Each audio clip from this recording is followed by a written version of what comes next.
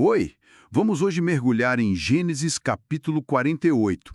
A gente começa lá no Egito.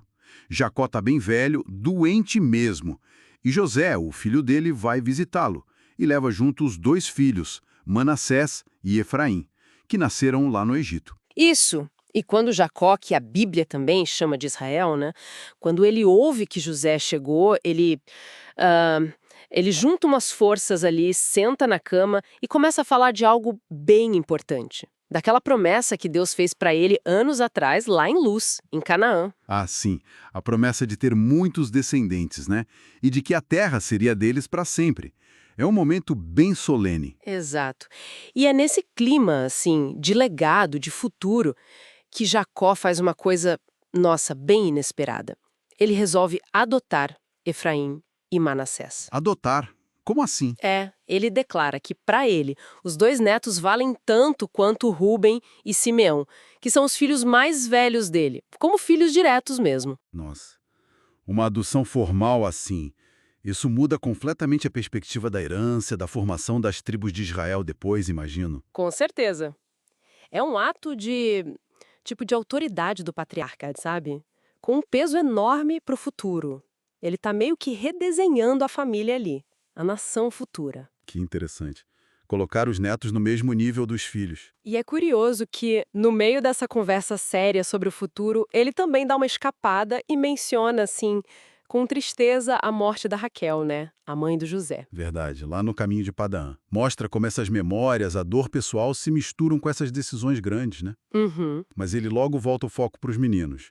A visão dele já não tá boa, tá falhando, e ele pede para o José trazer os netos mais para perto para ele poder abençoar. E o José, claro, organizou tudo direitinho como mandava a tradição, né? Sim, ele posiciona Manassés, que era o mais velho, o primogênito, à direita de Jacó.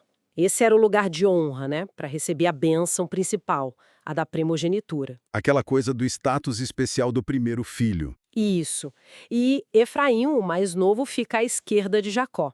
Tudo conforme o figurino. Só que não é bem assim que acontece, né? É aqui que a história dá uma virada bem marcante. Exatamente. Jacó estende as mãos, mas ele cruza os braços. De propósito. Cruzados? Como assim? Ele põe a mão direita sobre a cabeça de Efraim, que era o mais novo, e a mão esquerda sobre Manassés, o primogênito. Inverteu tudo. Nossa! Uma inversão completa. E o José percebe, né? Percebe na hora. E ele tenta corrigir o pai. Ele acha que é um engano, talvez pela idade, pela visão fraca. Ele fala: "Não, pai, não é assim. Este aqui é o primogênito." Tentando ajeitar as mãos do pai, imagino.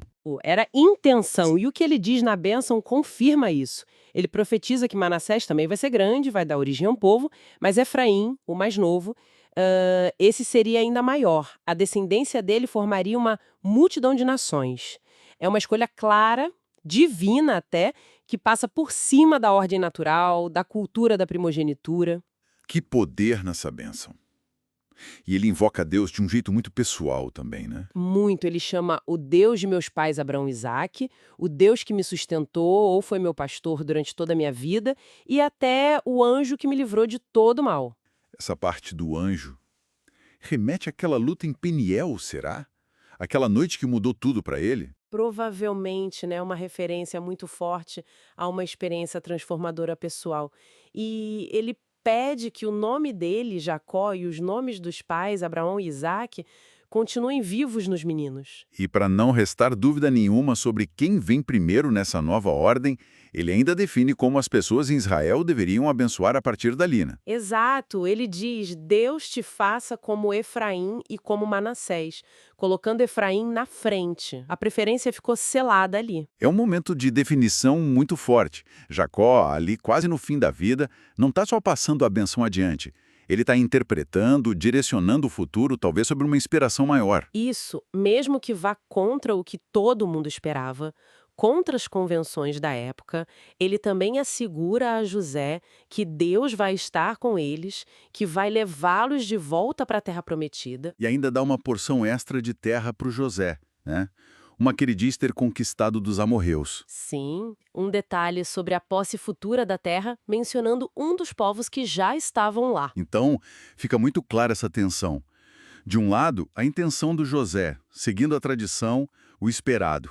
Do outro, essa ação profética, quase subversiva, do Jacó. Uhum. E o mais fascinante é pensar que essa inversão não é a primeira vez que acontece.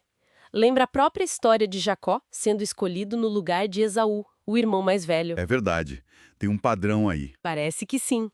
Um padrão na narrativa de Gênesis onde a escolha de Deus, muitas vezes, é pelo inesperado, pelo mais jovem, desafiando as hierarquias que a gente estabelece. Isso deixa a gente pensando, né?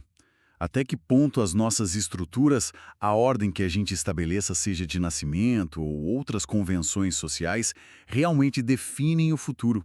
Ou será que existe um propósito maior, talvez divino, que pode simplesmente reconfigurar tudo? Fica essa reflexão, né? Como o que parece totalmente certo e estabelecido pode ser virado de cabeça para baixo por algo inesperado, por uma visão diferente.